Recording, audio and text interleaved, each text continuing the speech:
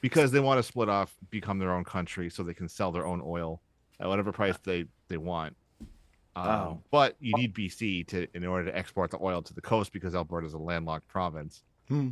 You got no Did they access think to this one water. out, maybe? Did they have an idea that, oh yeah, we have no ocean access really at all? I But mean, there's plenty of reactionaries in BC. It was actually the BC NDP that facilitated the federal like RCMP on the indigenous water protectors who were what? fighting against Oh my. pipelines going through their land. Plenty of reactionaries there. Also, remember BC borders like Washington State, which is also like one of the neo-Nazi capitals like of your Well, country. Washington State's it's like it's so the polarized there. city of Oh yeah. Portland's not is very left, and then yes, it's a white ethno state Oh, up until Oregon like especially. Yeah. 1941. Yeah, I know. So okay, so the Pacific Northwest, an area of concern for us. Mhm. Okay, both sides of the border. Good God. But the NDP, how are they what's seven down to 7 seats? How fucked is the NDP in general after this election? Um, I don't know. I didn't really prepare a Oh. post mortem. You don't I even can do it. have you already know eons more than I do. We can do So that. We can do that for next week. I'd be happy okay. to All slap something right. together. But NDP got their asses handed to them. Jagmeet Singh, their leader, is stepping down after tanking this party Oh my for like God, finally. three or four elections in a row. It just bled seats like crazy. Um, uh, somebody on. Give me one sec. Okay. Someone on Facebook wrote something really good about how like this is this is a reflection of like just where the NDP is at in terms of like meeting the workers where they are. Okay, let's see. Um, I like some good news. I'm all excited. I'm sure this will be a great update on the NDP no, showing us instead that instead they well, just like did everything they could to tail the liberals in the last oh, few years, no kidding. and they've completely discredited themselves. Oh, So wow. they do not represent like the working class in any meaningful way anymore. Even um uh union workers, new immigrants also flocked to the conservatives in this last election for Oh, for some reason. yikes. Huh. How did the Communist Party of Canada or the other did they have a stronger showing? I know you didn't prep for this, but you're the only Canadian I can talk to right now. Did they do any better? No, Did they didn't win any seats as far as I know. Like, so Communist Party of Canada, they tend to um put a lot of their energy into just electing candidates every few years, and then they get like 500 votes, and that's it. That's it's Oh, it's really pathetic. oh God, Um, that's and then really there's also sad. CPC ML, Yep. which are marginally better. Neither of them called or campaigned on like the abolition of capitalism. Workers of the World Unite. They both No? have Huh. very mild reforms. CPC, I think, still calls for a two-state solution in Israel Palestine. Um, CPC-ML is like marginally better on it. I don't remember the exact thing. I think we talked about this last time, We did a little but bit, yeah. Yeah. um, But nothing. yeah, Okay. not super great. All right. Jesus Let's see. Murphy. I know someone from the RCI posted something Oh, recently okay. that I want to talk about. Well, I'll put something together and prepare something for next time. Okay, no problemo. Um, Polyev won the youth vote. He won or What? came close. Yes, young people went to the conservatives. They My won or came God. close to winning the immigrant vote. In the GTA, so it's the Greater Toronto Area. Conservatives Oh, performed better than other parties in ridings with the highest concentration of immigrants. Earlier polls showed Polyev leading with both public and private trade union members. On what? election day, many former NDP strongholds in union dense ridings flipped to the Conservatives, which suggested that this support might have held. It looks like the group that stuck most heavily for the Liberals was seniors, especially in the those living in big cities. Hmm. Um, Many people are calling for critical support from the left to Carney, our prime minister, to so as to not cut ourselves off from the people we're trying to reach. So the Oh, question then becomes is like, who exactly are we trying to reach here? Yeah. yeah. I'll just tag them in. So also, we're waiting for the guest, Jeff Booth from the Independent Socialist Group, who will be talking here. Jeff, do you happen to know anything? Are you following anything with the Canadian elections at all, or do you have any perspectives or any? I mean, I know not much, but anything, Jeff, or So some of the things have already sort of come up in the discussion. I might put a different label on them. Like I think Canada had its own version of lesser evilism going on, obviously. And that's down here in the US, there's a lot of stuff, sort of a sigh of relief from parts of the corporate media that Carney got elected. Where I work, I think that might be the case with some workers as well here that bothered to follow it. But I was personally not aware of the fall of the NDP to that level, that they only got one seat. That was a bit of a shock for me personally. I knew that I've known for a long time they're not that left, to put it simply. I mean, my time goes back to John Clark from OCAP, Ontario Coalition Against Poverty, way back in the 80s and 90s. I knew John Clark a little bit through Socialist Alternative, or whatever we called ourselves then in the US. And I read some of his stuff recently about, I think it was pre-election actually. It was pretty good. And I'm not surprised by a general drift to the right. The people the groups that Aaron mentioned of immigrants and newer immigrants and youth voting right wing. There was a little bit of that down here, a little bit of the narrative. I'm not sure it holds water when you look at the stats, but that was the kind of narrative that there's a lot of young people that like Trump and there's a lot of immigrants that liked Trump. Where you can like break that down is there's some evidence that more Latinos voted for Trump, but immigrant Latinos, I never saw good stats on that. And when you look at the real numbers, including how much Trump won by, which was like 1 point something percent, things down here are just completely exaggerated. And one thing I noticed about Canada is the media liked Carney, the corporate media liked Carney. Bank of England guy made me immediately hate him, of course, and Yep. I don't do He's the first Canadian Bank of England, isn't that they were like proud of that? Look at him! Yeah, exactly. Wow. They kept mentioning it down here all the time. But what I was going to say was that there was basically, a kind of push that Carney's going to win by a lot, and then it seemed to me pretty close. So that was disturbing, not because it was close, but because just kind of a spin of a lot of liberals and progressives.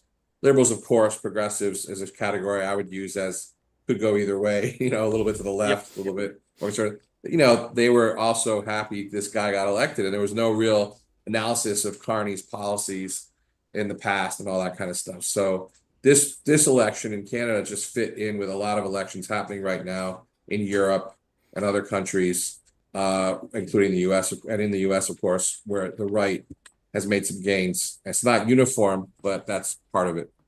Yep. Comment from the Twitch stream. Critical support to the banking class and finance capital. that was good.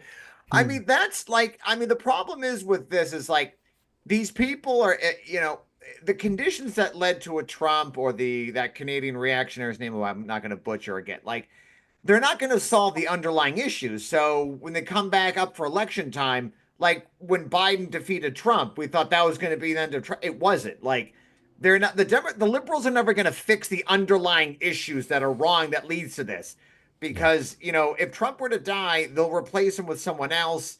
Granted, you could maybe say there's a thing with Trump because they can't get DeSantis couldn't be a thing, but there'll be another there's always going to be some other reactionary that's always going to be coming around the corner. And just like in America, we had a lot of union support for Trump, but right now, especially in my union, we have we have a lot of Trump people in my union at the post office. And now, like with all like the layoffs, the tariffs, our volume of packages are going down, and also our retirement fund is being attacked today.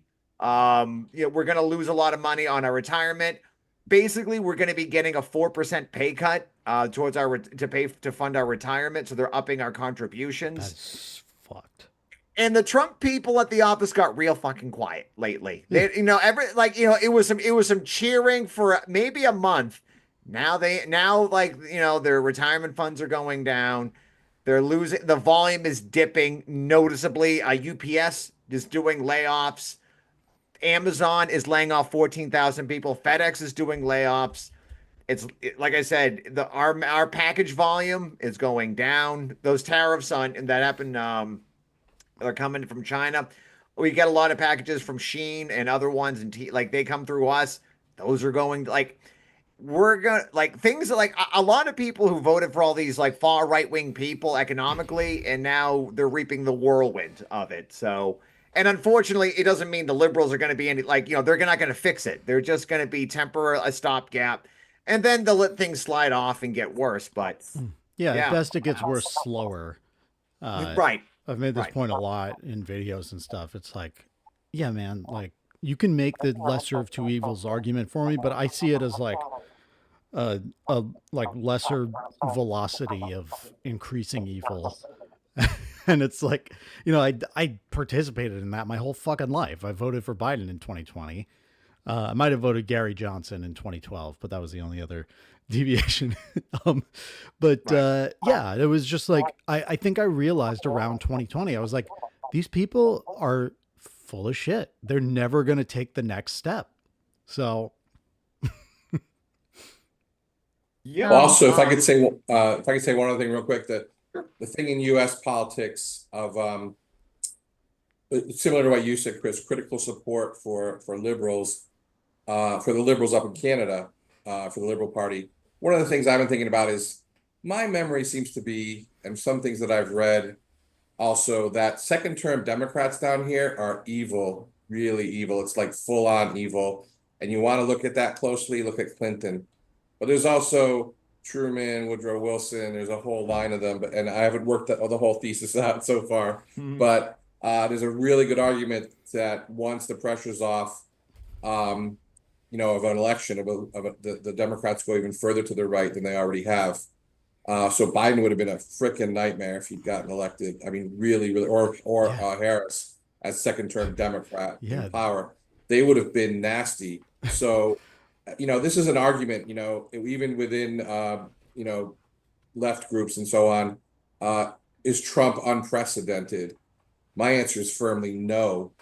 But he puts a spin on things that people aren't used to. They haven't seen for a while. But my memory of Reagan is batshit crazy stuff all the time, to put it really simple. And people going around on the left, myself included, saying this is really crazy, this is really horrible, and there's not a one-to-one correlation, but it's very, very similar.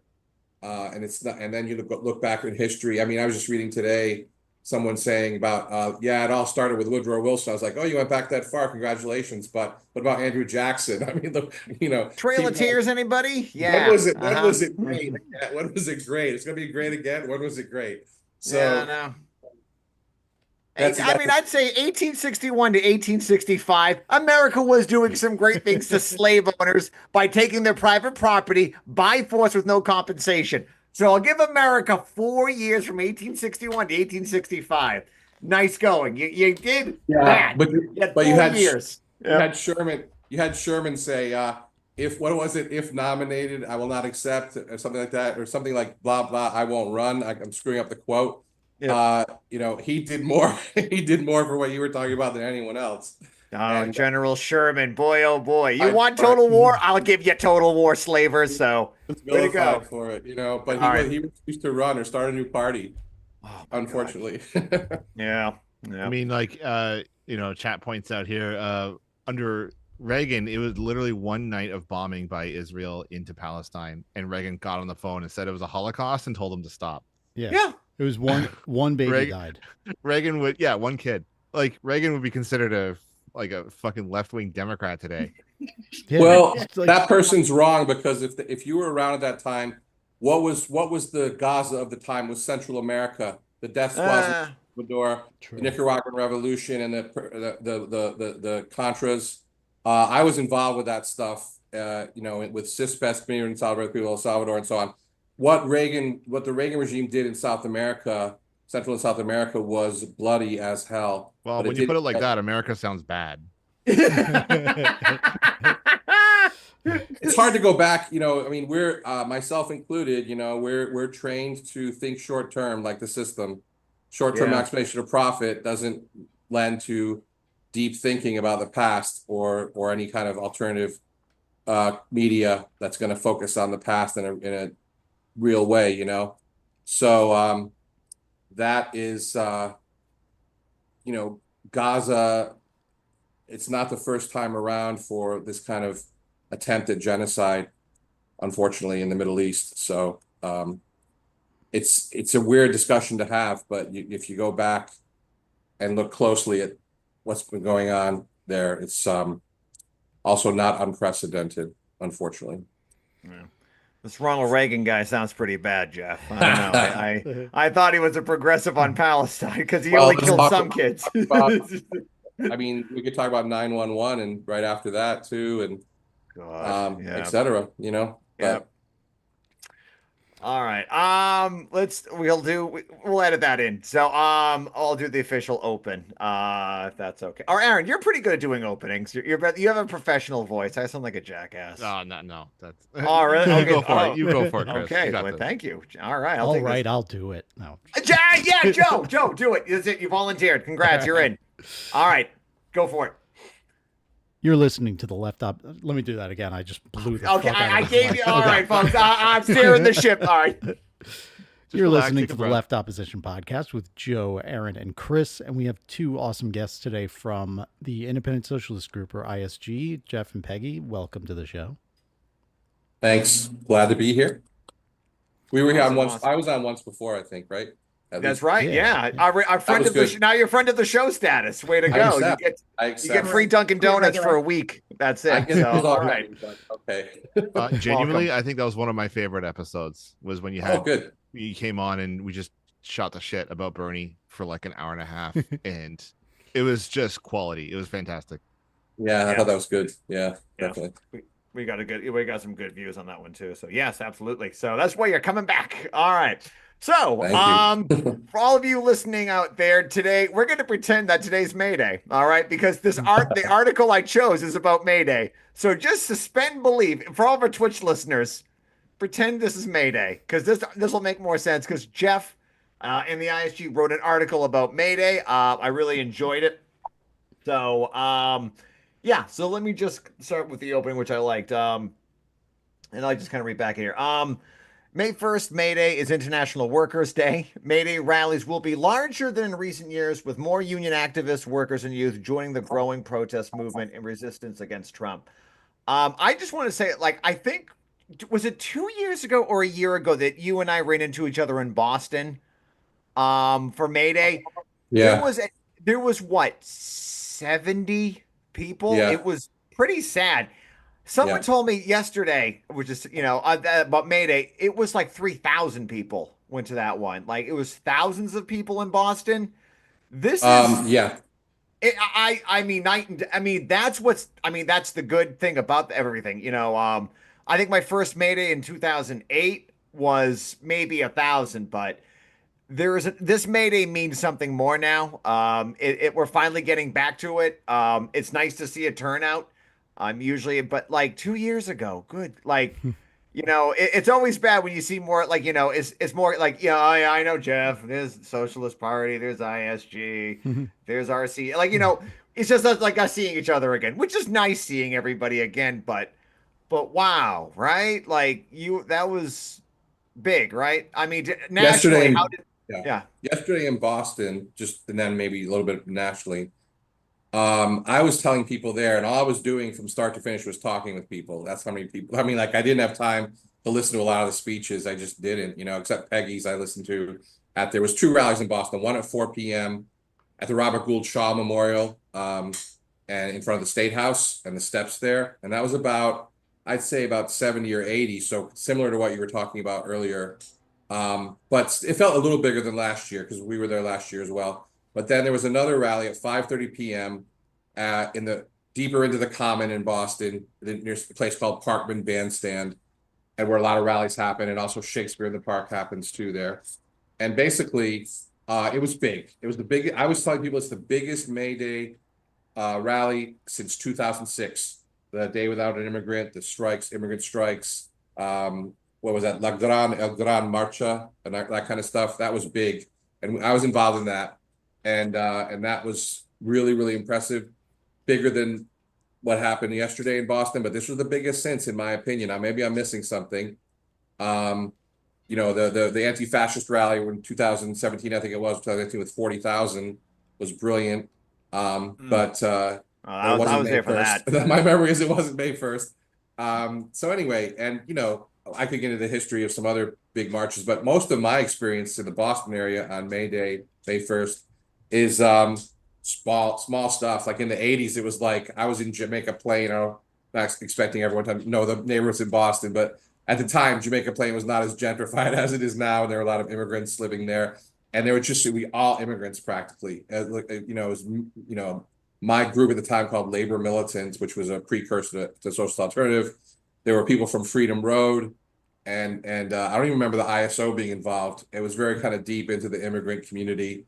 Then later on, I was doing some organizing on Brazilian immigrants in Allston and another neighborhood in Boston. There's a bit of a, you know, interest in May Day there and stuff.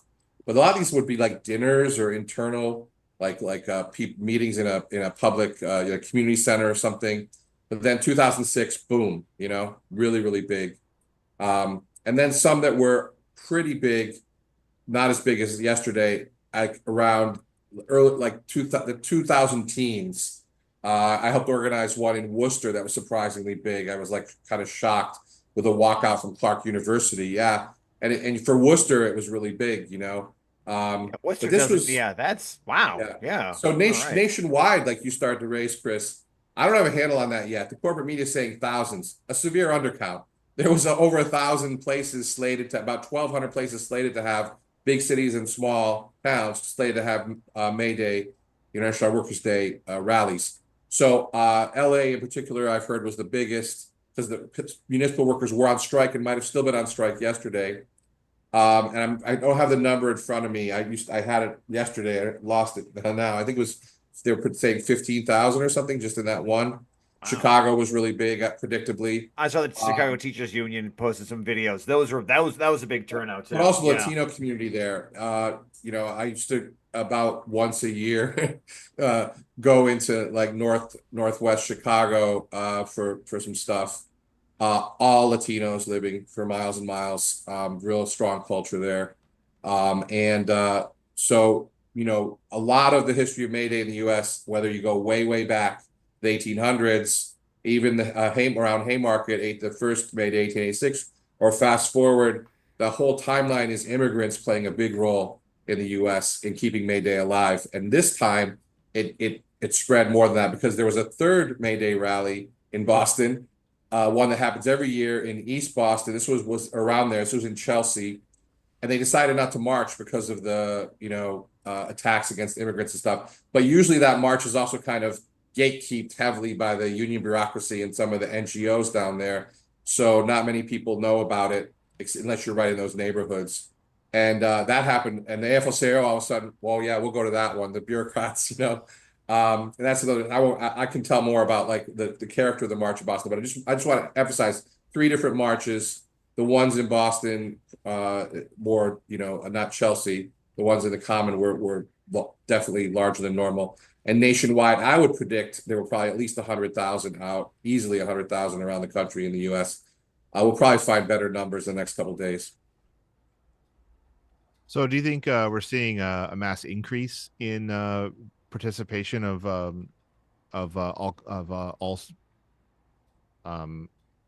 the whole spectrum of the working class? Well, that's a great question because the short answer is no, unfortunately. And that sounds weird because I'm very enthusiastic about what happened yesterday. But the reality is it's the context of Trump and the attacks. So that brought in the federal sector workers, federal public workers and their network. And that brought in the teachers, actually. Peggy's in the AFT. American Federation of Teachers, local version MTA, Massachusetts Association. We could talk about that for a while. Yeah. Sorry, National NEA. Education Association. Yeah, sorry. AFT was involved in this as well, and MTA. And basically the the attacks on the federal sector unions, the attacks on funds that the education unions and others depend on, that are opening up, the attacks are opening up, and the union bureaucracy, for the most part, being worried about Trump. You had some real union involvement this time, more so than other times. You always have the unions involved somewhat, but usually it's small. This time they were more involved, but still, getting to your question, Aaron, not enough. There weren't union contingents showing up in Boston. There was publicizing it. My union leadership is very conservative. I'm in AFSCME, and I work at Harvard University, and so they have this kind of jointness, partners with management thing going on. But the attacks on Harvard in general, and they identify with, unfortunately, Harvard as an institution more than they should, the union leadership, but also the atmosphere of other unions getting involved. They felt compelled to actually put out in a 3-part memo. The third part had a little thing about May 1st. And this was the day before, happening in the Common, right? So that's extremely unusual for my union leadership, as conservative as they are and as into jointness as they are with management, to even mention it. So that'll give you an idea of what was happening in a lot of unions. There was mention, at least, of International Workers' Day. And then individual members or small groups, almost like affinity groups or friend groups of members showing up. Behind the scenes, we could talk about more. There was unions officially involved, sending out people to smaller coalitions to organize. Now, I think in other cities, and I haven't got reports from other ISG or detailed reports from other ISG people, groups of ISG members that were in other cities. But I think from the corporate media, I can see that there were some organized union contingents, especially in LA. But my experience with yesterday's May Day in Boston, what I've heard from some of those hands-off protests and on April 5th, and also the 50-51 and so on April 19th, those liberal-led protests, and you got to say yesterday's was a little bit like that too, which we could get into. That meant that actually, unfortunately, big cross sections of the working class, or however you phrased it, Aaron, are not involved. And that's a point I made in my article, that how do you get more workers involved in this? It's International Workers' Day after all, right? So it's just not. I think SEIU, for example, in LA, did turn out definitely union contingents, like groups of organized union workers. Probably happened in Chicago.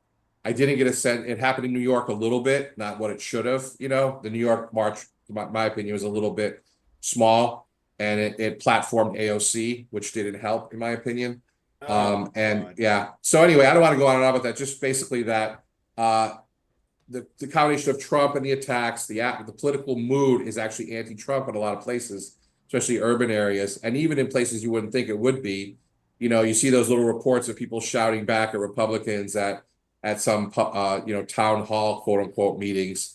That's all real, I think. Like what Chris said about the postal workers that were into Trump and now not so into it, some of them, some of the postal workers that had illusions of Trump. That has fueled this. And the protests, and I'll end on this point in this topic or whatever, for this part of it. April 5th, they were already talking about May 1st in Boston, at least, and some of the other places I know about through ISG branches and members being involved. That was very interesting. And it happened again on April 19th. And of course, we were involved in talking up May 1st way back. The NOWC rally in Boston, 400 strong, 2 weeks before the April 5th rally, something like that? Yeah. I don't remember us talking about May 1st, but that was certainly a different character, that rally. That rally was more explicitly socialist in some ways than International Workers' Day, the rally in Boston. Unfortunately, we can talk about that. That's a low bar, but that's I know. Yep. But the character of the march is worth talking more about. But overall, like, we were really positive about it. And we had to actually argue with some people on the left who were like, "It's all liberals. Don't bother." This is not so much yesterday, but the April 5th and April 19th marches. And we were like, "Wait a minute." These are going to be big. We didn't know how big. April 5th was a surprise, man. I'm not going to say we had a crystal ball about that one, but we knew it was going to be That was what, somewhat big. 100,000 in Oh, Boston? in Was that the Boston, one? it was oh my God, yeah, around Yeah, 100,000. The Common yeah. was carpeted with people. I mean, I was unbelievable. I've never seen that before. Even that 40,000 march. Yeah. Well, actually, and maybe that one Maybe that qualifies. was 40. The Yeah. Iraq War, I think, maybe had 35, Oh 40 yeah, that's like, true. but 40, yeah, that was 2003, April 2004. 5th. But Yeah, that's a great point, Chris. April 5th was not the largest march in Boston. I shouldn't have said it was, yeah. but it's the largest one in a In while. recent history, I mean, yeah, no, really, that might have, yeah. I know if it was 100,000 or even 80, that's by far in 25 years the biggest one I've seen. Yeah. Really. But what passes for leadership and program don't get me started. and so on, that's worth discussing a little bit. And that bled over into International Workers' Day, unfortunately. Not totally. There was more definitely hardcore pro-union speeches going on, a lot more yesterday in Boston. But I didn't hear the S word too much. Actually, Peggy's speech had the S word a few times. Peggy, Really yes. well developed speech, not just mentioning it. It's International Workers' Day after all. Where was the communism? Where was the socialism, revolutionary socialism? It was lacking, unfortunately, but it was a great opportunity to talk to people, and I found personally being there, a lot of youth. We still use that term, young people. I don't know what to say, but they were interested, and they weren't there as hardened activists either. They're just getting pissed off, Yeah, and I think for a lot of people, this is their first May Day rally, and I think because this is the first, it's the first May Day of Trump's second term. A lot of them were probably kids through the first Trump term. They probably have a little bit of knowledge of it. A lot of them, in some states, the federal government is the largest employer of that state, and thousands like the of post people office in some rural areas too. Yep. So this is. If you want to talk about, like, I want to get into leadership a little bit. So, I mean, like, to say nothing of the complete black hole leadership of the Democrat Party in any meaningful opposition to the Trump administration, to say nothing of that. I'll talk about that in a sec.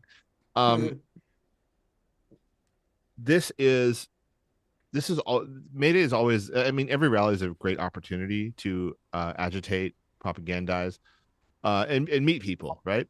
For many, this was their first. A lot of them woke up. A lot of them voted for Trump, and then they get hit hard personally, and that's when they're like, oh shit, you know what? Maybe those abolish ICE people were right this whole time, and then they actually start paying attention. Sometimes things do have to happen personally, and there's a very, very big temptation, and I know we've talked about this before, about like being smug and being like, well, what did you expect? What were you, like, you knew Trump was going to do this. Instead, we should be like, good, you're starting to wake up. You're starting to realize what we've been saying this whole time. Please join us. Come listen to us. Come join a reading group if you're really interested. I've had friends just out of the blue wake up one day and be like, we need a revolution now. Aaron, how do we start? I'm like, all right, excellent. Sorry, buddy. And then I start walking them through the literature and stuff, and sometimes, like, if that's what it takes, then yes, absolutely, join the struggle. So Peggy, you gave a you gave a speech. You want to walk us through kind of what you addressed and why you felt it was important. Yeah, no, I mean, at the end of the day, like, so many of the things that we struggle with every day come down to, the capitalist conflicts and crises that we undergo, and especially, the need for international working class solidarity, for socialism, socialist ideas is really, really important and just fundamental to May Day. We really didn't want to lose that, especially, with the being a lot of platforming of the Democrats in the protests we saw. But yeah, I mean, I think we talk a lot about the labor movement and where it's at, how union density is at a record low.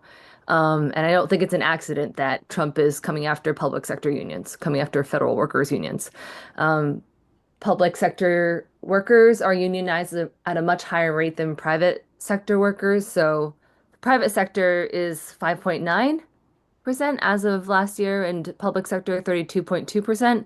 So you're seeing much higher union rates, but we also, are muzzled by the fact that like there's all these, bans on public sector strikes, and so really unions needing to re-exercise their muscles in striking because that's essential. Like our public sector unions were built off of strikes in the 60s and 70s.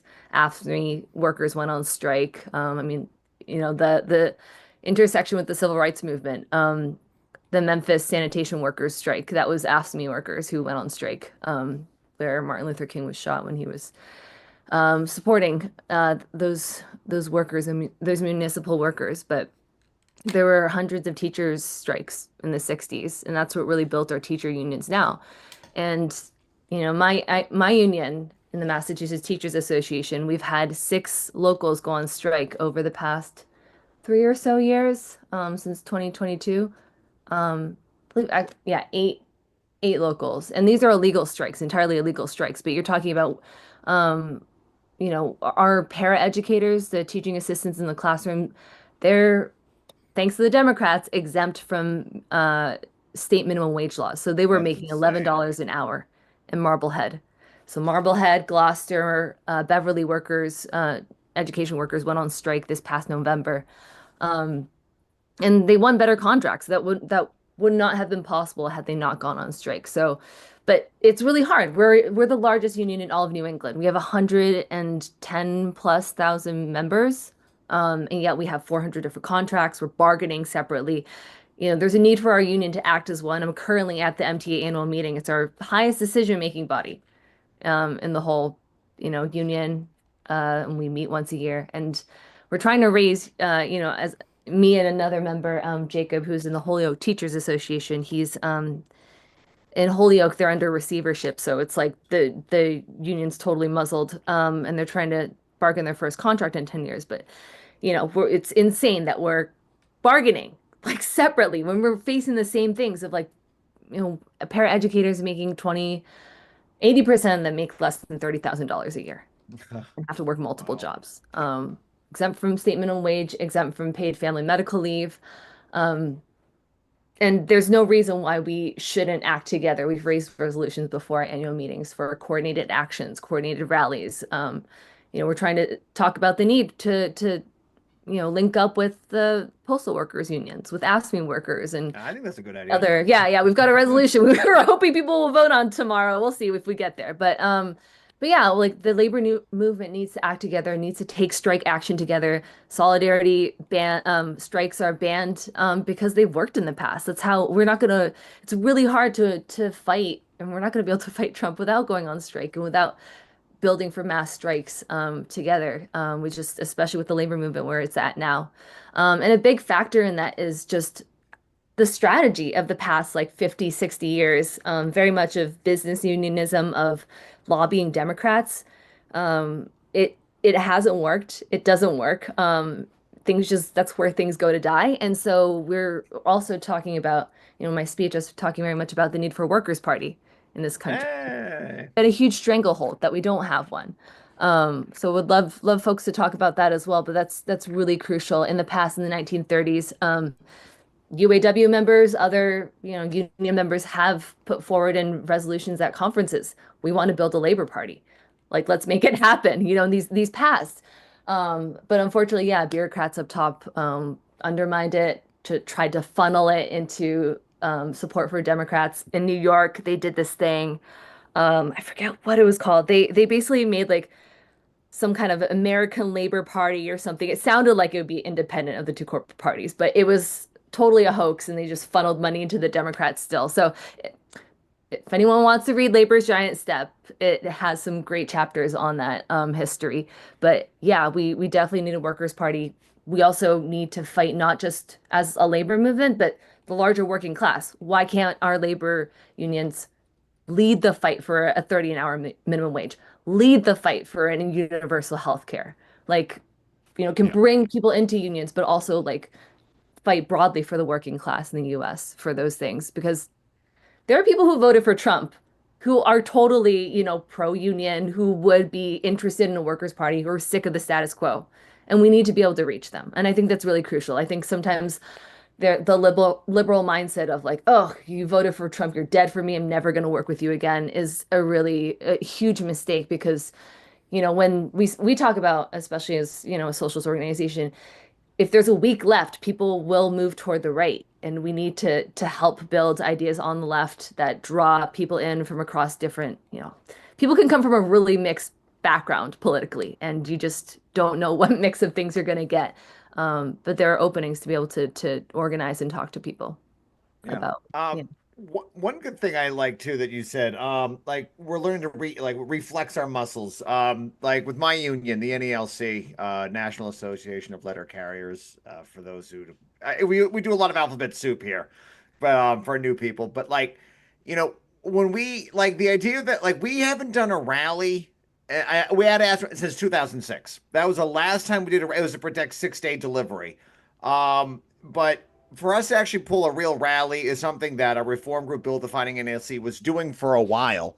That we wanted the bureaucracy to like put on a rally for a strong contract. They didn't want to do one. And only until 71% of us rejected the TA that the bureaucracy, the head president, his name is Brian Renfro, who will be voted out of office soon. When he came up with the TA and we 71% rejected it, all of a sudden he's like, hey, let's do a rally. And it just worked out that Trump was talking about privatization. So it was a way to channel that anger about we haven't had a contract in 2 years.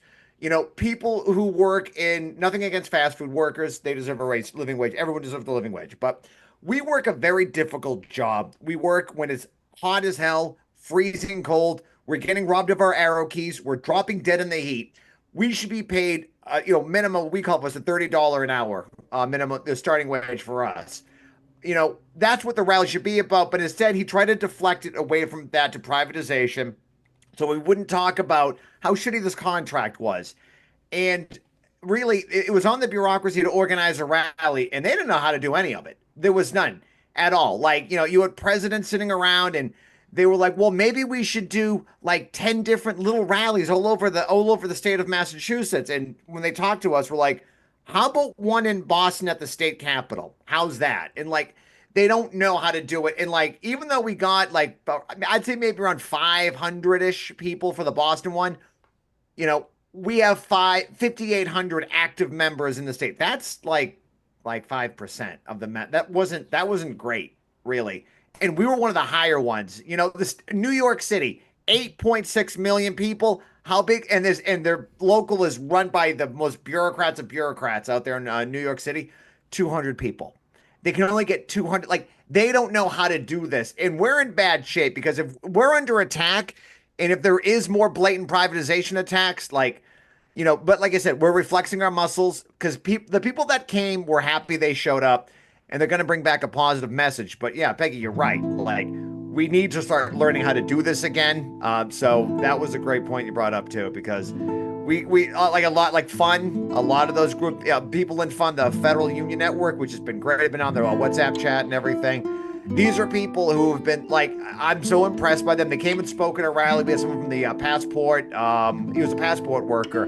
Made an amazing. And you were there. Peggy spoke as well at our rally, which was great. But like, he talked about how, when you fill out the passport, you go to a clerk, it goes to a mail handler, and it goes to the letter carrier. Like, he made a great speech how it all tied together with the post office and how we should all be working together. So it's been really a great thing. Like, that's the only silver lining, I think, really, too, is that, like, you're seeing a new layer of activists show up because the bureaucracy, and I think, Jeff, in your article, you touched this when, unions say, oh, we're fighting, which means we're going to court. Suing in court is not fighting. All right. That's not it. And that's it. And I loved how you brought that up. Let me just see if I can find that quote. Because I really liked it here. Oh, this is the quote here. Why do most union leaders call suing the government fighting? Why do they think they have to obey anti-union and unjust laws when Trump and his billionaire bros and immigrant cops break law every day? Unions were illegal and are in the process of being outlawed again. Union leaders are hiding behind capitalist laws, one law for the rich and no law for the rich and another law for the working class. That was good, Jeff. That stood out to me too, because my God, that they just think going to court is fighting when it's not. No, turning out people, which they don't like doing because they don't like to get off their ass. They just like to sit in an office and spend money. But yeah, so that was just my 2 cents. Yeah, you're shaking the rule book at him over and over again. While Trump, the golden retriever, keeps dunking on us over and over again. Something you said, Peggy, that actually really resonated with me was solidarity strikes. They're banned because they work. I think that's it's so simple. The way you put it, it was perfect. And like, if we keep our heads down and we hope we don't make any ruckus, we're still going to lose our jobs. They're still coming for us. But if we organize and fight back, at least we have a shot of winning. So like that's kind of what I took away from that. Yeah, definitely. I feel like it's yeah, it's been a losing strategy that we've taken, but you just there's so much potential. Like unions together, they have $32 billion in net assets. Like where does that money go? We spend so much of it on the both the corporate parties, mostly the Democrats, and you have real workers getting shit contracts shoved down their throats and not being allowed to um, go on strike and things like that. It's just, I feel like that being in ISG, being socialist, we understand kind of like how the capitalist system works, how it is a capitalist state that serves these corporations. It's controlled by corporate interests. And we ultimately we want to build toward our socialist world. We don't want to just, yes, we want to fight for improvements. We want to fight for better wages, better contracts, whatnot.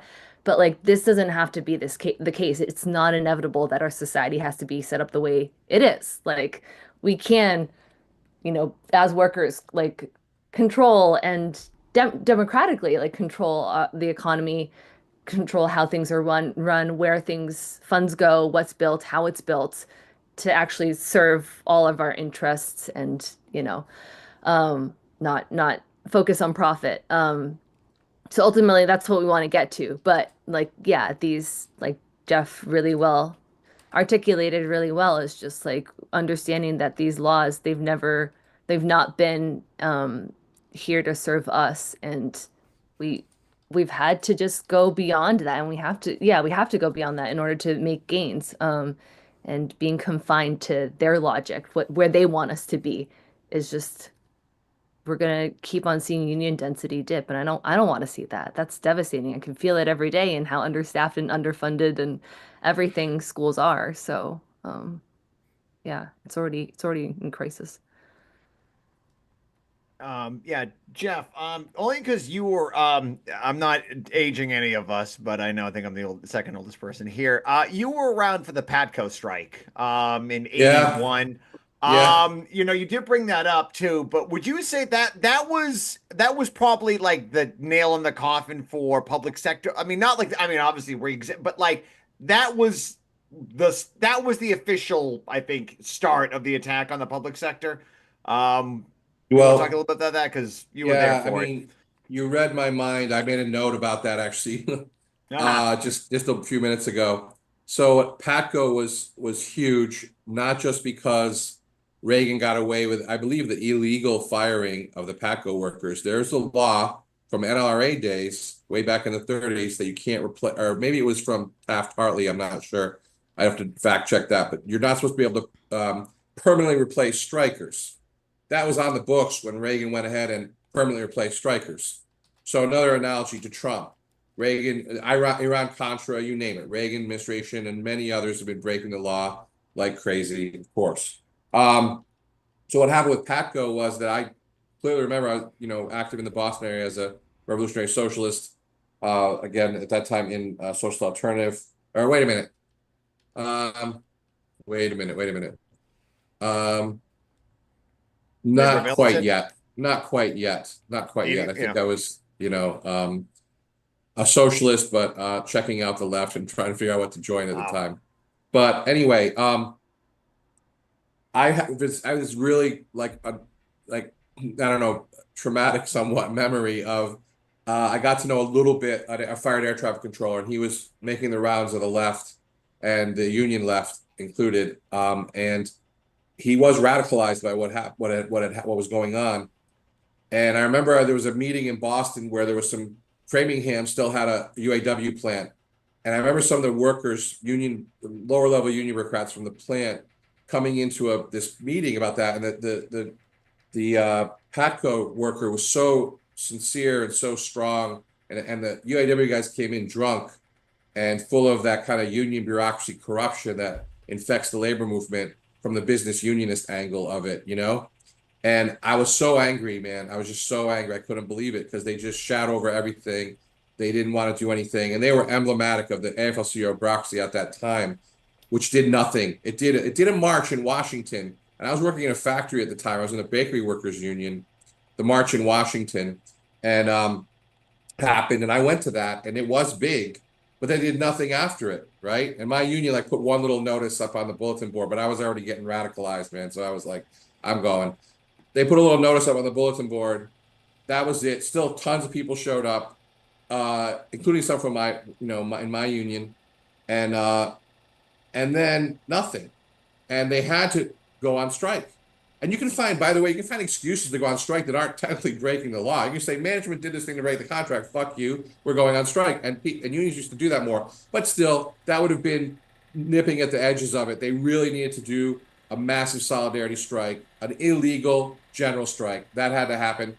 If not everywhere all at once, at least in some major cities, like the 70 walkout, Wildcat walkout strike in New York of the postal workers. That was another opportunity where that should have happened, but they actually won things even without the rest of the labor movement getting involved. So we spent a lot of time in our material in ISG, and I'm sure others are doing this as well. We're attacking this idea of illegality and this idea you have to follow the law. And and that is in the union bureaucrats hide behind labor law all the time. They see it as a solution. It's not. They see it as something they must obey or they're going to be just snuffed out. And I basically have had at least 3 or 4 discussions with AFG workers at the recent series of rallies, right? American Federation of Government Employees. And by the way, AFG in the Labor Party attempt in the 1990s, which I was active in, AFG was supporting that in New England. They were supporting the Labor Party effort. And I was meeting with a full-timer from AFG, on a regular basis. So what I'm getting at is that basically the AFG workers I've discussed with, the first thing they say is, we can't go on strike, it's illegal. Mm-hmm. Those are the ones I talk to. I've read that some AFG workers and FUN, Federalist Unionist Network, I always screw up the name exactly, they are talking about going on strike despite it being illegal. But what I say in those discussions, I say, I'm not talking about you guys going on strike and having Trump swat you down or try to. I'm talking about the labor movement goes on strike with you, as many unions as possible. It won't be everyone to get involved in this. And you have to at least start talking about that. It's not going to happen in 24 hours. We have to at least start raising it. And it's not really being raised. And it's up to the left, really, to inject that as much as possible into the unions. Peggy, for example, and Jake, who was also at ISG, they're doing a right to strike thing, like you've talked about as well, Chris, and the postal workers. Someone talked about it.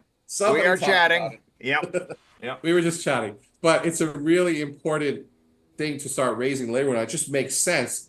And I can't say I won over the AFG workers to this position, but they were perfectly friendly. They understood what I was saying. But I think some people can be won over to that. So there's got to be what the labor movement's failed to do in Patco and in other situations. It's just so obvious you have to do, you have to even at least threaten, right? At least threaten a general strike. If you can't seriously come up with that, I mean, you have Fain saying in 2028, we're all going to have our contracts expire at the same time in May of 2028 on International Workers' Day. He was saying that more last year than this year, but it's still out there. That implies a general strike. He doesn't say the words that I'm aware of. It doesn't say general strike. He has said. Really? I've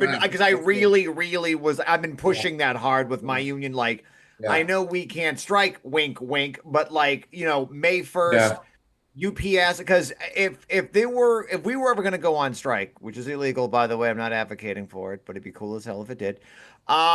It would be, because the post office, like when we went on strike in 1970, a lot more checks went through mail. We had a lot more leverage over things back then, but now it's mostly packaged. Mail's not as important, but it would require us and UPS together doing it. That would be big.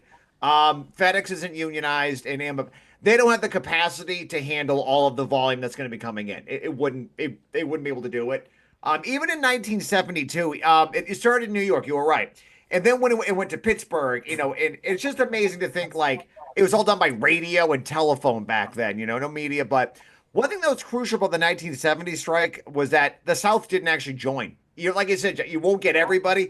The South largely did not participate in the wildcat strike, but all the big cities did. And if there were to be, like I said, there won't be enough scabs to move everything around anyway. You cannot get UPS scabs, post office scabs, UAW, SAG-AFTRA, that's the idea. There won't be enough replace, and that puts a ton of pressure. And also, 2028 is an election year as well, so that's going to put pressure on politicians to do they're going to have to be thinking very closely about their choices they're going to make and how that's going to reverberate to their voters and everything. Because, I think all of us were involved in one way or another with the UPS works, and there was a lot of support for the UPS workers, the letter carriers in the post office. We have the highest, second to the park rangers, big shots there with their brown uniforms. But we're ranked number 2 as the most popular thing. So people like us, and we have good support. So anyone attacking all the institutions, not looking good for them. But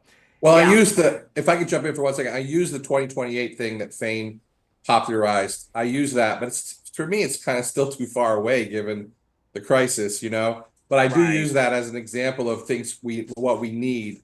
I kind of push the envelope a little bit on what that could mean.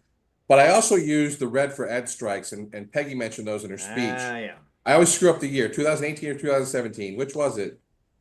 2018, 2019. Yes. Okay. 2018. I sort of got it right. So 2018, 2019, Red for Ed strikes the entire state, the teachers union. Wildcat strike also, like 1970, and with the postal workers. They go on strike, and it spreads like crazy. They bring in non-union workers. It was victorious. It got raises where there were none, decent raises. And it spread to other states as well. In West Virginia, of all states, too. Yeah, West Virginia. Yeah. Went over and they won what, 5% for all public sector workers. Yeah. It wasn't just the Yeah. teachers. So it was shows the totally illegal. Incredible. The point was totally illegal. And they went out on strike, and they did it in a red state, so-called. I hate that terminology, by the way. The fact they stole that from us. Yeah, I know. Anyway. We're gonna make it a red state, all right? We're gonna make it a real red state. Redefine that shit completely. We're gonna put the red back in redneck. So, but also, one thing I found out recently that I didn't know about, and I can't give the good stats on this, but I don't have them memorized. But 69 to 71, there was a strike wave in this country. Now the general thinking, and I think it's true for the most part, the big mass protests in late 60s, early 70s. Against the war, and then for women's rights, and then for the environment, and so on. Unions did not play an important role in that. There were some exceptions, but they didn't for the most part. But at the same time, they were radicalized. Think of the drum movement in Detroit. And the auto workers radicalized by the Black Power movement. Think of the postal worker strike as well. I mean, people that I met that were in that were definitely left when it happened. Or maybe they became left after it. I don't know, but I think I think there's a link there. But anyway, the public sector unions were leading that strike wave. That wasn't just that. The Teamsters had a big strike too. I think it actually lost though. Unfortunately, I'm not sure. I have to check that. But there were a lot of strikes, 69 to 71. That plus what was going on with the mass protests. By the way, one of the biggest May Day protests, 71 in Washington against the Vietnam War. 12,000 arrested, tens of thousands there. It was actually quite good. What I was going to say was though, the public sector, like Peggy mentioned, the public sector workers, they often went on illegal strikes when they first organized. When they were organizing, when they were still like an association or whatever, they were using strike action, and they were helped by it by a larger left at the time, a growing left, an energized left. So a point that I try to make in the article, and this is in a lot of our material also about unions. The role of the left plays. We go back to International Workers' Day, the Haymarket, the history, where it started. Socialists and anarchists, and it wasn't just the anarchists, by the way, were very much in the leadership positions in the 8-hour movement and in the labor movement. Even conservative business unions like Goppers started out as socialists. People don't realize that. The social movement was growing rapidly. He was a friend of Engels too, right? Yeah. International Workers' Day was put in the, became a real, a day of, I hate to say holiday because that has the wrong connotations, but that's what it is, celebration, but really for rallies and protests for socialists and later communists and for the workers' movement. The Second International popularized that, voted to make May 1st based on what happened in Chicago, International Workers' Day. And that spread around the whole world, not just in Europe, by the way. The whole Marxism is Eurocentric thing is total bullshit. And that was, even the first May Day was not confined to frickin' Europe, okay? And we can get into like, well, Europe, because it was the most advanced industrially and all that, where else is the proletariat going to emerge? But anyway, that's a digression. International Workers' Day spread rapidly through the socialist movement. And that, so the argument is from us, and I think it's pretty obvious if you start looking into it, every strike wave, every upsurge in the labor movement, even in the US, has a heavy influence from the left, or it doesn't happen. I'm not gonna say it, or it doesn't, they don't all succeed, right? But that influence from the left, the organized real left, the revolutionary socialist left or communist left, that is real, okay? That is a real thing if you look into the history. And without that, you don't have those kind of movements happening. So I was finding out about that 69 and 71 strike wave was very interesting because it fit that pattern, a general, not a formula, but a general rule. And there's a dialect, of course. What came first? The radicalized labor movement of the moment, or the left having a lot of influence? Usually I think it's the left being involved actually comes first. But of course that, and then builds on itself, and more people from the left get involved in the unions at that time, especially youth that are radicalized in different movements. Even in the 30s, like, college youth played no role in the upsurge, but it was young workers, of course, that were a big part of it too. Yeah, a big part of it. So anyway, that was just a point about, without that socialist movement growing at the same time or prior to it, revolutionary social movement especially, it's going to be really hard to even take on Trump, much less, win a lot. And we can win during right-wing administrations. Nixon administration is a great example. The labor movement made a lot of gains at that point. That strike wave I just mentioned was during Nixon as well. That happens, even under right-wing regimes in other countries as well. You can win major reforms. You can build a movement. Haymarket, the repression, the first Red Scare, right? 1886. Haymarket, by the way, one more digression, I apologize. Haymarket was peace. May 1st, 1886 was peaceful. There were no murders from the police didn't murder anybody that day, right? But the strikes continued. It was a day of strikes and big protests. It's in the article too. The strikes continued. Then it was on May 2nd, the cops decided to shoot down 4 strikers and severely wound many others in a strike. And that's where, and then Haymarket was the next day, May 3rd. And that's when they continued their murder. And also there was some pushback and, who knows who threw the bomb and all that, but there was fighting and stuff, and more workers are killed. Some cops are killed. Then the state goes nuts. The first Red Scare, the Democratic mayor of Chicago, martial law, the whole bit. But here's the point. Labor movement recovers completely and makes gains within 2 years after that, including the Socialist International declaring in, 1890, I believe it was, or maybe even 1889. 89. International Workers' Day, boom. Awesome. One thing, kind of go back a little bit to this thing, article you brought up here that I like too. Because you brought up Trump, and this is a good point because it's right. This happens a lot, but the large turnout to the hands-off protest is very positive and shows there's a lot of interest in getting out to the streets and actively opposing Trump. But basing the protest simply on hating Trump, while completely justified in offering up support for the Democratic Party, again, as an alternative, won't, even in the short term, stop, reverse, or replace Trump's right-wing policies. Whether it's the hands-off or the 5-0, 501 protest leaders, most union leaders, Sanders, AOC, and the rest of the Democratic Party are all really abusing the word fighting. And that's the thing about, like, we hate Trump. Trump's bad. Yeah, I know. It's like, I get it. Trump sucks. I'm glad you're out there. You're doing it right. But inevitably, what's your solution? And this happened to Black Lives Matter protests where, clearly we know there's a political backdrop of Trump and fucking murdering cops getting away with it. And what was the solution? And it's like, we're gonna vote them out of office and replace them with what? I don't know, Democrats. And like, and we saw what the Democrats ended up doing: refunding the police, breaking railway strikes, committing genocide, funding a genocide in Gaza, arming Ukrainian neo-Nazis. Not nominating California's top cop as VP. Yeah, and then right, yeah, no kidding. So like they do that, and it's like you're just going back to it. There's a reason why Trump got reelected. The Democrats cannot fix what they caused, along with the Republicans. Neither one, like there has to be an alternative. And I think that's why Peggy, and in my speech too, which I think is a great topic, bring up the Workers' Party. And yes, we need, and I know the ISG, and that's why I like the ISG stance on this as a dual task. We need a Workers' Party, but we also need to be building the Revolutionary Party at the same time. Both of these things, you can do both at the same time, because there will be a point when the Workers' Party will hit a wall. The reforms will get to a point where, the union support, some union leaders are going to go, okay, we're going too far. The Revolutionary Party has to keep pushing it, but, you can do both, and I think that's why I love the ISG stance on dual tasks, because you need to do both. Like, you can keep building because you do. We ultimately, the Revolutionary Party, we're all revolutionary Marxists here.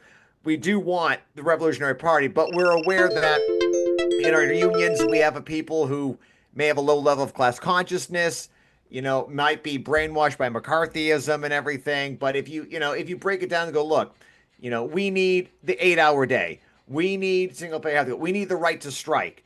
We need a Workers' Party. That gets you 1 point. But if you say, hey, I think we need a Socialist Party. North Korea. Like you're going to get a different thing there. But the Workers' Party, I think, is a good step forward to it, as well as building the Revolutionary Party. So, yeah. So like I said, that's a great point right there. That like like I said, you point out Sanders and AOC. They're going around right now on their. We oppose, what was it, against the oligarchy term, which is another term for the capitalist class, like an oligarchy. What is this new word for capitalist we're using? It's the same thing, all right? It's not oligarchy. It's the capitalists on Wall Street. Whatever, it's just, Jesus, God almighty. And that's the thing. And like Bernie, and I'll say it, Bernie and AOC, and I'll I talk to these people, and I'm like, they're pointing out everything wrong. That's good. But their solution is what? Vote for the Democrats again? Like, that's the problem with AOC and Bernie. They're just like, Bernie could have broken away in 2016 and formed, he could have used Our Revolution, which was his grassroots organization. He could have and he was getting support from the nurses union. He could have started a new party. And that's when he had his best chance. He didn't. And then he did it again in 2020. Like I said, Bernie can say some really great things, but ultimately he's leading you back to Kamala Harris. And they were still defending Joe Biden. They were the last to endorse, like, holy crap, Nancy Pelosi had jumped ship by this point, and Obama. Holy crap, AOC, really? Like, yep. It's just, and they're going to do the same thing again when, there's some rumors of AOC potentially running in a primary, and I'm like, not in a million years do you think the Democratic Party is going to let AOC win a primary, first of all. And secondly, she's going to drop out and get you to endorse, I don't know, Fetterman and Mitch McConnell, who are going to be on the Democrat ticket. Yeah. And you better vote for them, or otherwise Trump's going to get a third term. Yeah. Yeah. And it's nowhere. It goes nowhere at best, and you're actively abetting and aiding a genocide, which by all polls suggest cost them the election in the first place. Yeah. And if we're going to make early predictions, I think it's going to be Graham Newsom. Is that his name? The governor of California. Governor of California. Up his name. Gavin. Gavin Newsom. That's it. Yeah. Gavin. Newsom and He's positioned himself. It's going to be Pritzker in Chicago, the billionaire Democrat mayor or governor of Illinois. He was speaking in New Hampshire for a reason. Complete scum, but a hero of the liberals now, and by extension, the left that supports the Democratic Party. He's actually, Pritzker is considered a progressive. He's a freaking billionaire. Forget it. That takes you out of the whole category of progressive. I'm sorry. But he's a good billionaire, Jeff. Right? Come on. Well, yeah, Harris had a lot of good billionaires, as we know. Yeah. So we're coming up on time here, but it is May Day, and things are grim right now. But I want to end our episode on maybe something a little positive. So maybe we'll Oh, that's a go around. rarity. All right, here we Go- go. I'm ready. I want to go around the table here and just ask you guys, like, what gives you hope? Why do you keep organizing, and what keeps you going? I can cut the dead air out if you guys need a minute. No, I know, because like I give me a minute. You Who's know, supposed to like, start? You didn't say. yeah, I know. It- All right, Is, I'll start because okay. I'll go, Joe. Go for it. Go ahead. Is compulsion a good answer? Is just irrational fixation? No, I don't know. I think living in society. yeah.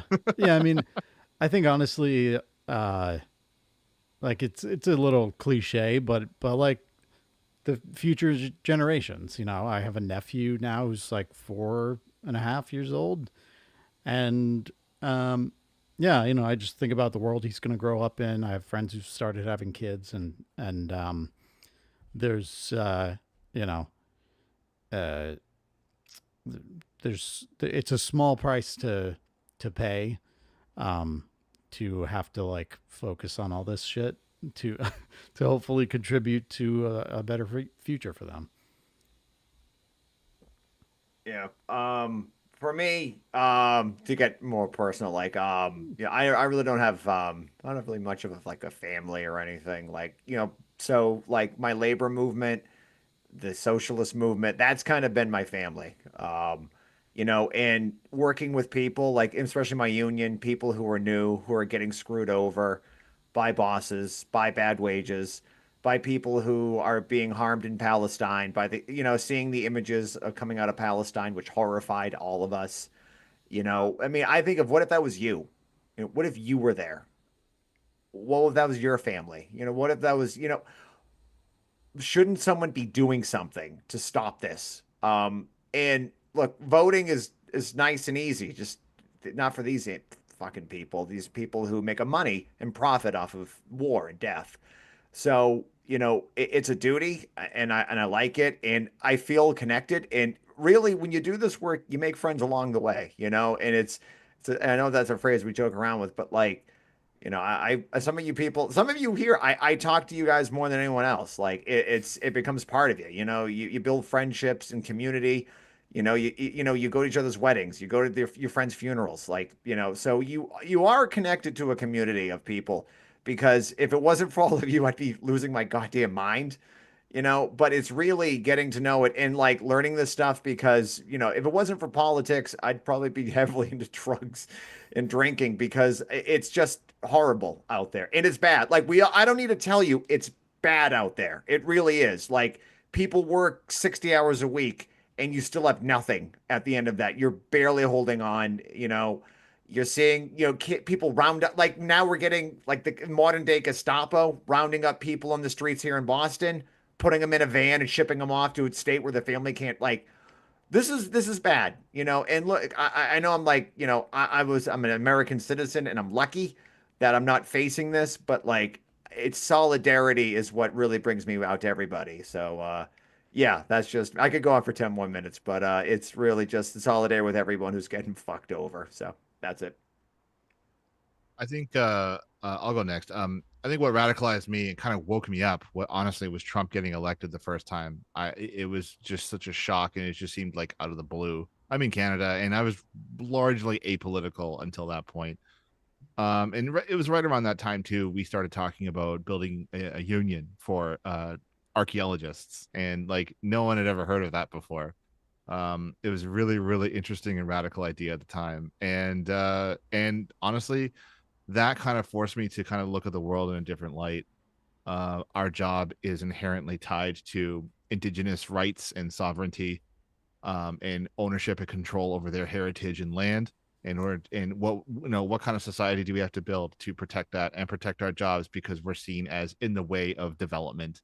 And you know, it's similar to those pesky environmentalists that just want to save the frogs or whatever. And so it forces you to look at the world in a new light and what it's going to take to fight back. And then someone handed me a Trotskyist newspaper in like 2018, and you know, in 2019 here I am. So what, I don't know, what keeps me going, I think, is a better world is possible. It's been done before. And people with a lot less have fought back even greater enemies and have won.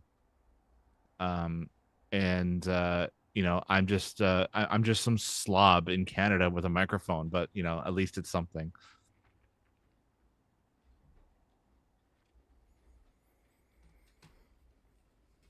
Are you waiting for me, Peggy? I can start. I mean, that's a great question. And I don't think I have time to like get into it, but at first when I heard Joe say compulsion, I was like, that's it. I'll just say compulsion. I'll just say stubborn. I'm a stubborn person. But it's yeah, so then if we're talking, it's more than that, obviously. I mean, I got radicalized really young, from my point of view, junior high. And I gotta say, you know, I was living the dream of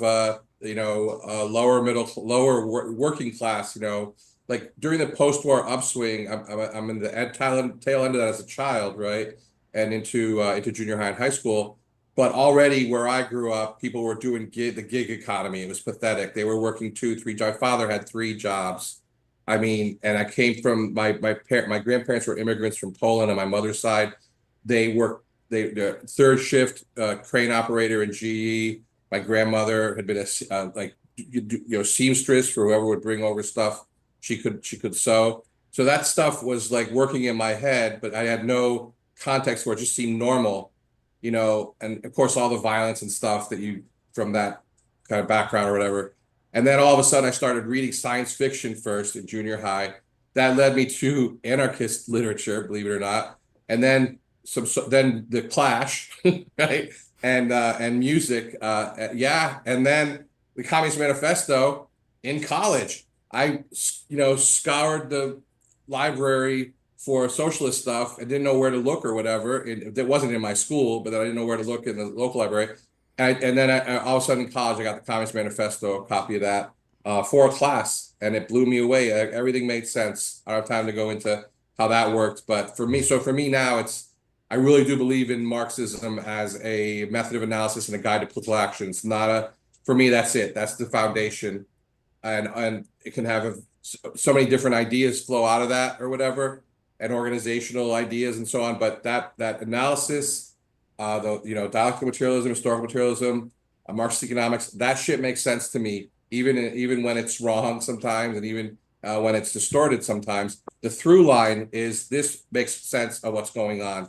And that really keeps me going. And the last thing I'll say is back to that kind of becoming aware through reading and culture and stuff of things like class. So, because I mean, I grew up in a very working class background, working class neighborhood, but the left was absent from where I was until I discovered it in high school in nearby cities.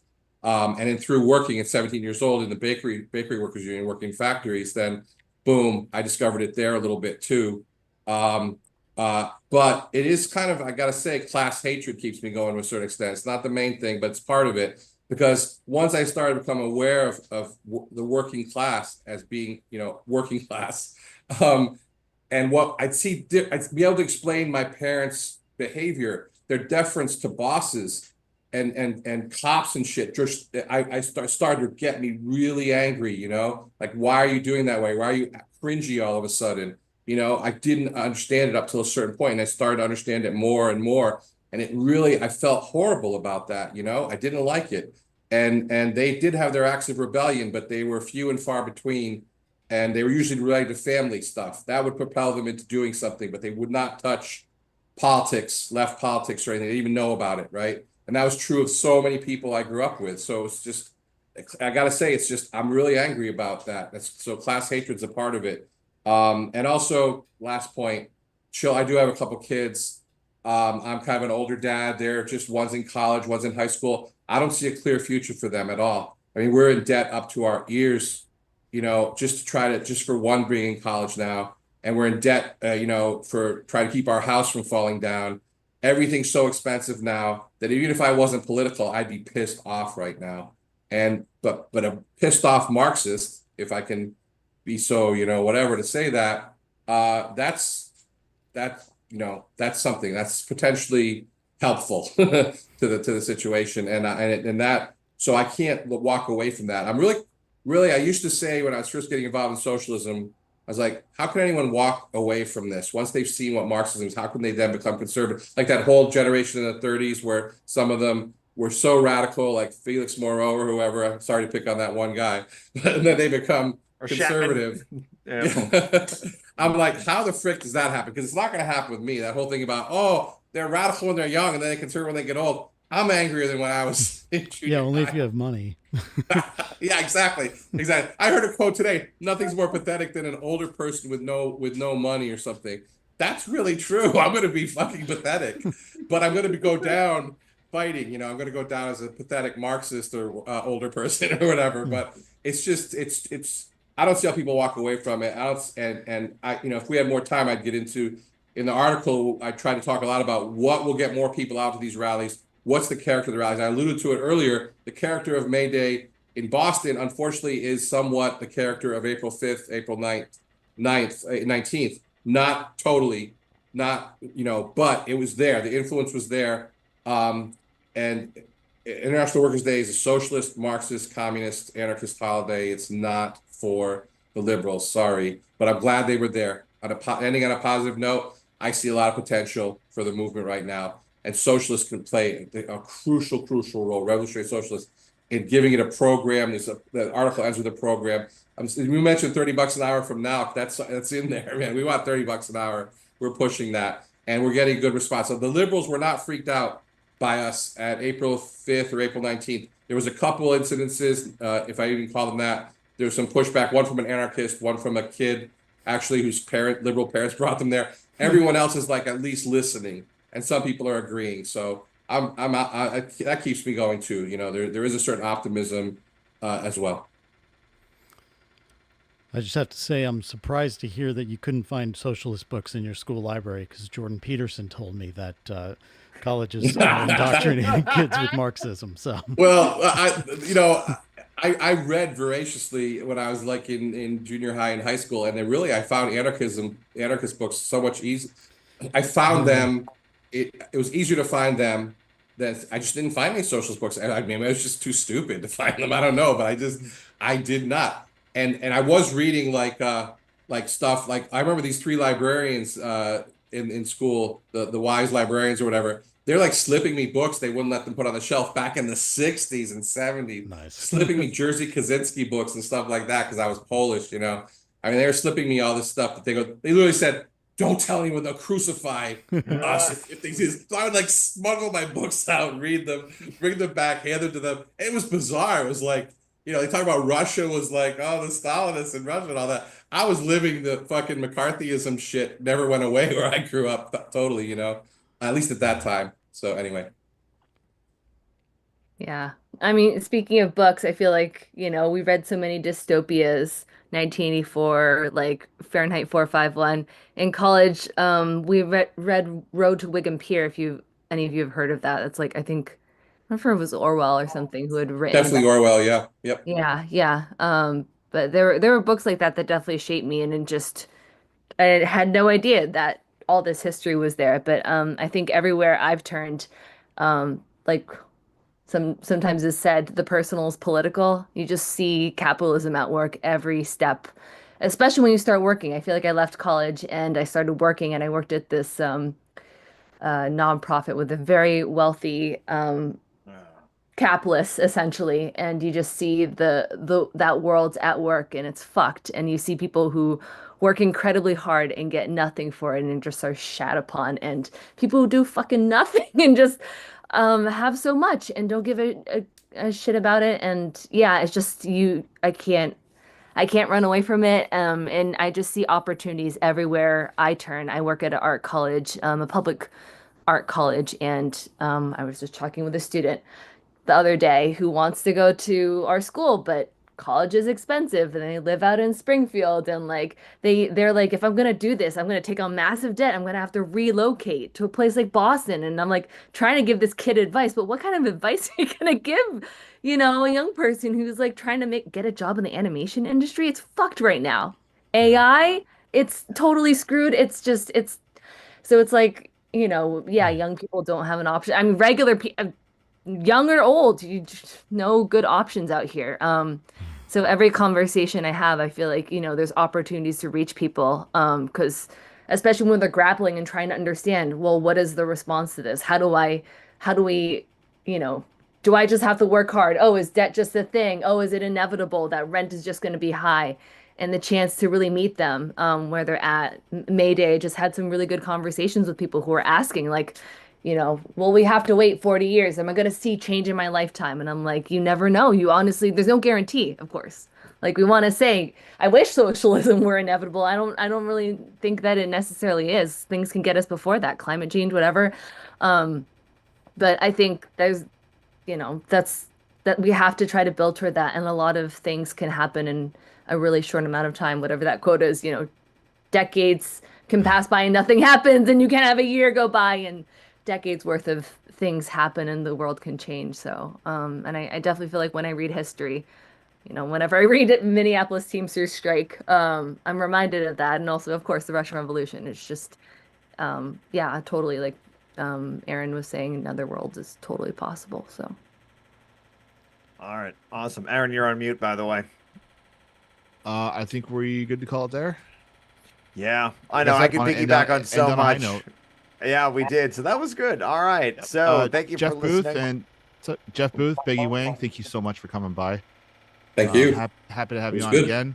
The article Yeah. is May Day 2025. Fight Trump. Build for mass strikes in a workers' party. And also, Jeff and Peggy, if people want to get in touch with you, what's the best way to reach out to your organization? I'll let you handle that, Peggy. well, we're on Facebook and Instagram, Independent Socialist Group. You can look us up, but you can also reach out to us via our email address. So independentsocialistgroup@gmail.com. All right. Awesome. Thank you Beautiful. very much for being here. All right. And yeah. Okay. for Thank you, folks. Aaron, Joe, and myself, to use Jeff Booth's phrase, which I've stolen and it's mine now. I don't care. Keep up the fight, keep up the struggle, and we will catch you all either in a week or a week after that. So, yeah. All right. Thank you for listening. And Aaron will play some Clash on the way out because Jeff Yes, Booth and I please. are. I Yes, forgot please. you are just as big a Clash fan as I am. That's right. So Totally. my God, that's right. Which Jeff? Which one? Washington Bullets or Spanish Bombs? You pick. Oh shit! Come on, that's hard. All right. I know. All right. Spanish bombs. Okay, Spanish good. bombs. All right, Spanish. That Okay. was a good one. Okay, you're the Yep. guest. I'll let you play you decide our outro here. Perfect. Uh, All right. Yep. Bit of a sad one there, but we'll do it. All right. Cool. Are we getting a raid right now too? Oh, now we get the raid. Now we get. I know. all Just those- at the end of the recording. I mean, I can still, thank we you can all- still stay on. We don't have to stop. It's just this is the All end of right. the recording. That's all. Okay. We just recorded our podcast, so thank you, Noisy Immigrant. I don't know why my sound alerts are not working. But usually, I don't know if you guys have been here when there's a raid. You'll hear Richard Wolf go, "Socialism is when the government does stuff." That's awesome. And the more Yeah. and the more socialist it is, the more stuff it does. And when it does a real lot of stuff, it's communism. So like there's a little blurb there that pops up. It's That's a fun, awesome. it's a fun little alert, but Yeah. I don't know All why right. it's not fucking working. All right, since we're sticking around for a little bit longer, I just wanted to piggyback on some of the things everyone said.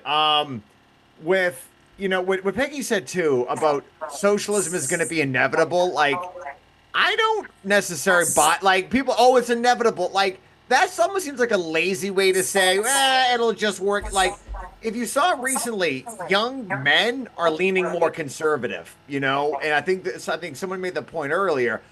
When there's a week left, people will go to who's challenging the system. And how many times do we hear people who would say, I either want a Bernie Sanders or Donald Trump? And it seems weird for us. Bernie Like, beats Trump every poll. right. But like, why would someone say you want both? Because they're viewed popularly that they're fighting the system. They're against the system.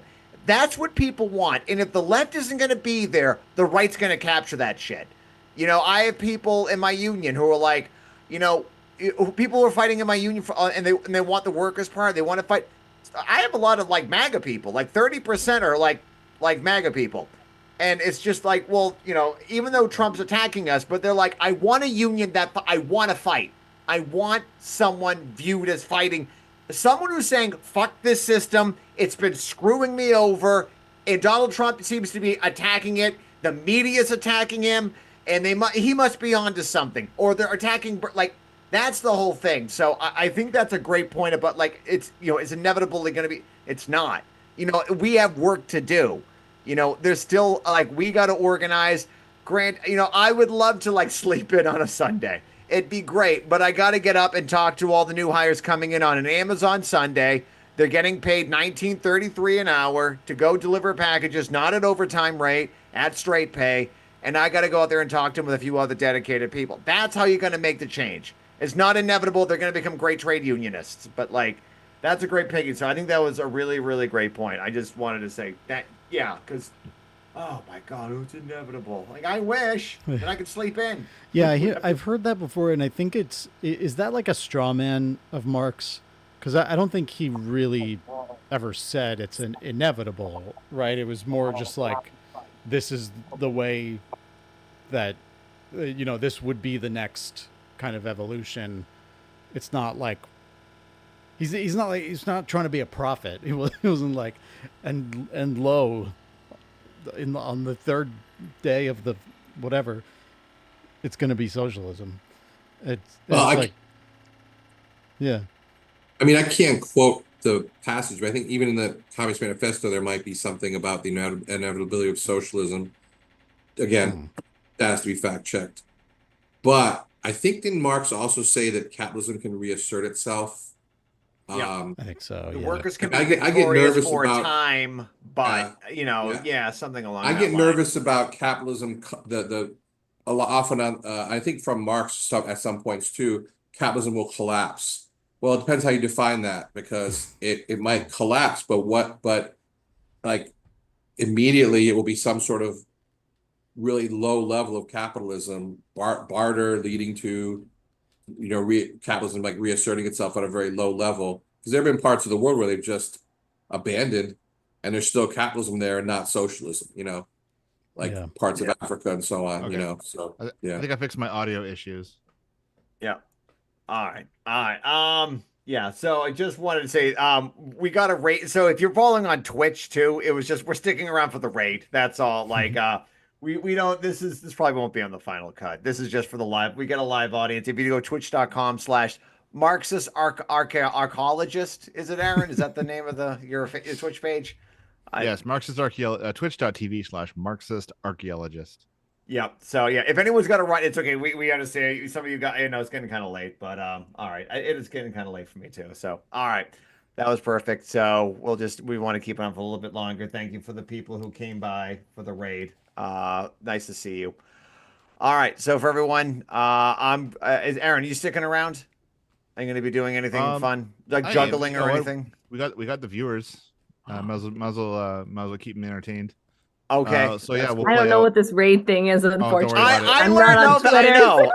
I know. As an organizer, we will learn many more things. We're on Twitch. Yep. Oh my God, I mixed the two up. They're very different. If you do Twitch, it's on here. Yeah. Twitch. So a streamer finished streaming, so they sent all their viewers to us. Yep. And so it was a really base streamer named the Noisy Immigrant, and sent his viewers. So we got 12 more viewers. Oh, it's so weird because I can't see the Twitch stream, so I'm a little bit. I know. Oh, we're on. Sorry, I thought I was just chatting with like a couple. Wait, did they hear that I'm a socialist? I don't want to know how many people are there talking. Not a clue. I unfortunately do have to leave though, so it was really good chatting with you all. Thank you so much, Peggy. It was an absolute pleasure to have you on. All right, see you. I actually had a viewer once not realize that the channel name Marxist archaeologist, it wasn't like ironic. It wasn't like it's like, oh, this is a joke, right? It's like, no, this is literally describes my you know, I'm a big fan of putting our political affiliation and occupation as our usernames. Yep. Some fans are surprised to find out we're commies. I know. I thought we were gonna. Yeah, I know. Us and Rage Against the Machine. It was a big surprise. Yeah. I was hanging out with you guys once. I was like, what? Tom Morello was at Mayday, by the way, in LA. He was. Yeah. He's a big union guy. Yeah. That's yeah. Yep. if I was younger, it would have been Rage instead of the Clash, probably. Yeah, the same. I know. Not that I they're know. equivalent. Clash is a Yep. lot better, of course. Hmm. Well, They're in that's the a same They're neighborhood. both. I can't pick a favorite. They're both great. There's my little compromise answer. But yeah, Yeah. unfortunately, a band that got me too. The lead singer was Anti-Flag for me. That was the one that Yeah. really got Oh. me. And then the lead singer. God, Yeah. that broke my heart, dude. I was Like, a yikes. System of a Down kid. Ooh, yeah. God, what was that? Boom. That was the song for the Boom, Iraq yeah. War.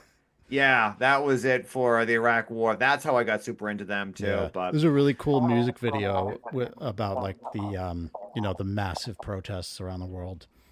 I played that over and over and Yeah, over me and over and over. Are you kidding me? Like back in 2003, it was a lonely place to be against the war too. Yeah. Like you were isolated. It was like you turn on the news and every time there was a general on whatever. The internet wasn't. I mean, social media. Again, the internet's been around since 1967, but social media wasn't what it was then. You know, MySpace wouldn't come out for another couple years and everything. So it was a Yeah. bit, but most of you turn on, the cable news and it was terrible all the time. There was always Yeah. these weapons of mass destructions, and Saddam Hussein had all these nukes and these wooden drone planes made of balsa wood that were gonna spray chemicals and kill your kid. Like it was a fucked up time. Oh, Yeah, kind of like we but do. yeah, I know. I vaguely remember Israeli imagery propaganda of the March to Return, which is 2018, fairly late. Oh, Yeah. yeah. In my radicalization, I suppose. But I remember they released images of children flying kites, but the kite had like a jug of gasoline attached to it, and how like this is actually a firebomb. And so children flying kites in Gaza had to be gunned down. What the That fuck? Jesus God. Yeah, the March of Return was huge for me because Yeah. there's this idea of just do a mass movement, and I still kind of believe in this to a certain angle. We have to define it. A mass movement is what's going to take down the Israeli state and Zionism ultimately. That was as close as they've gotten so far. That was Yeah. a mass freaking movement, Yeah, very peaceful at first, and they just started murdering people, maiming people on purpose. That was the biggest war crime before the current genocide. yeah. And that was like just that was just so horrible. So social horrible. media wasn't a huge thing yet. I don't think, at least certainly not like TikTok wasn't around. And like that was the beginning of the end, I think, of the unveiling of like what Israel like really is for normal people. Yeah. Because like that it completely gutted the idea of like, well, why don't they just march peacefully? If they hate Israel so much, why don't they just Right. Yeah. It's like, People well, they still did, say and that they, shit. and they yeah, I know. they still say it. So like, what else Yeah. are they supposed to do? Just die quietly. Yeah, that's what I Right. mean. That's the unspoken fucking thing You that know, they want. I don't hear that referred to that much. I think it's been forgotten to a certain extent, which enrages me. Yeah. I mean, what do you think? I mean, I think it's not talked about much. Yeah, The it's March of not. Return? And the thing is, I hear, because I do hear people who are like, barely aware of what's happening in Israel and what has happened, who will say stuff like that, or they'll repeat, if it does come up, they'll repeat propaganda about it, like, oh well, there was some mass activity, someone threw something at the fence or whatever. It's like, yeah, I mean, I think it is 200 people needed to die. Yeah, Yeah. I mean, I think it is largely forgotten in the same way that, like, fucking stop it. It's largely forgotten in the same way that, like, it's largely forgotten that, the Nakba happened, and I think it's because Israel's like got such a massive propaganda arm. It's basically the entire U.S. government, Right. and And both parties. yeah, and people don't even know. Like, people will say, Israel doesn't occupy Gaza. They left in 2005 or whatever, and it's like, I'm sorry, if you build a wall around a place and control everything that goes in and out, are you not an occupier? Like, it's nuts.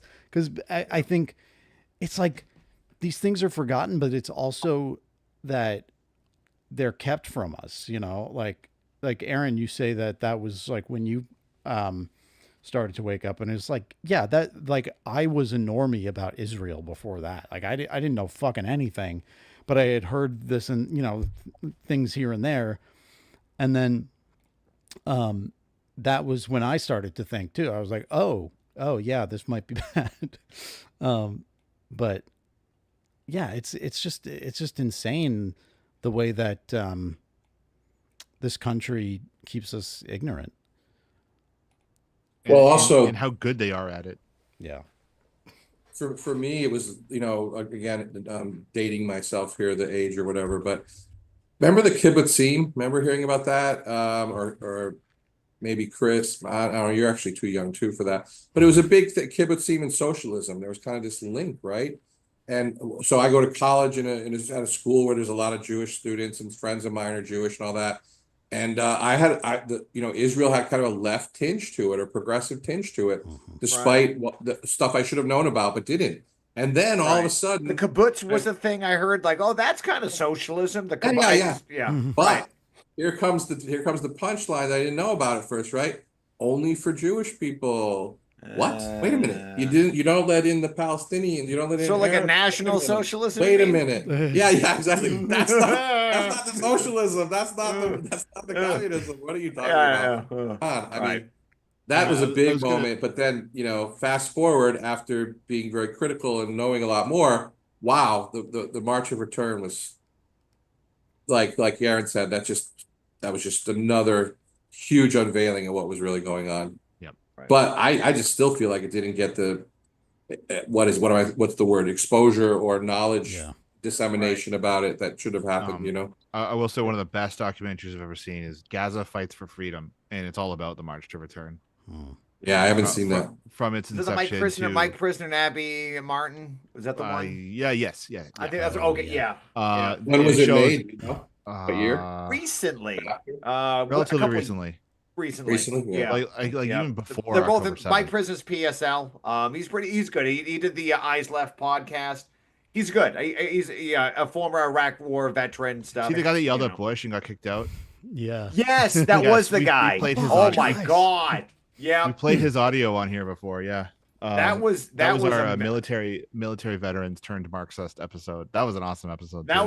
was yeah, the guys from Firebrand. That was my god, that was a very Speaking good, of shit that's been erased, like that was The Iraq a War. moment. Yeah, like the soldiers who came back and like turned on the military, like there are like rallies. You can watch videos of Mike Preisner like going the fuck off to like a big crowd, and it's just nowhere. It's like you never hear about this. I don't remember hearing about it at the time. I think Trump has largely helped the liberal establishment rehabilitate W. Bush. Yeah. I think that's Right, what yeah. happened. Yeah. Wow. Well, I mean, think look at the so. Lincoln Project. I mean, the Democratic Party of today is really the 2004 Republican Party, in my opinion. That's them as of now. What's different from, you know, the school privatization, charter schools? Yeah, they still like that. They, you know, like one of these policies, bombing countries, sending war, fucking over poor people, giving tax cuts to the rich and stuff, means testing everything. Yeah. You know, like they're not like, evangelicals. That's kind Like of you the only see them all sitting Right. you see them all sitting together, being chums at Carter's funeral. Yeah. Right. Yeah. For that like little chest tap that W. Bush gave to Obama. Like Right. they're all friends, man. Like Who they'll- got more post funeral or post death? The Carter or the Pope? I'm not sure. Who got more Yeah. corporate media mourning? Carter or the Pope? Yeah, I don't know. I was still pushing. I think Carter should have ran instead of Biden. Yeah, he was a little more lucid. Oh my god! All right, think they were all right, like I the- got. Oh, sorry. All right, I'm gonna take off. Y'all want to continue? It's fine. Yeah, I'm gonna tap out too. Okay. But All right, thanks Joe. for having me on. It was good. Yeah, All right, definitely. thanks a lot, Jeff. I really appreciate it. Take care. Cheers, Jeff. All right, See you see you soon. around. Joe, I see you're streaming. Do you want me? Are you gonna keep going tonight, or are you done? No, I gotta get to bed. All right. All right. in the morning. All right, well, I everyone think, on Twitch, thank you for coming and staying yeah, I on. think We we're gonna love start you. doing. I think we're gonna start doing Friday nights again. Oh my God, 'Cause kitchen that's what you wanted, disasters. right, Chris? I like kitchen disasters. Those are always kind of fun to watch. Always I makes me feel ran good out in of my. kitchen nightmares. I started watching Bar Rescue. Those How is that? I've fuck, seen. it's so good. Okay, all It's right, like Yeah, that dude is all right. nuts. it's like the best elements of kitchen nightmares. Yeah, that guy's fucking crazy. I just like This is- Gordon Ramsay. Imagine but if all Gordon right. Ramsay was Italian. That's Oh no shit! Okay, Yeah. I watched. Okay, I think I saw that guy. Well, I watched one episode like in a waiting room, and I'm like, oh, this isn't too bad. I don't know why I was on in a waiting room for a doctor visit, but it seemed kind of cool. It was anyway. All right. Good night, everyone. Good It's night, not Twitch. fucking See you Italian, baby. These fucking All right. guys. Oh, all right. All right. Good night, everyone. See ya. All right.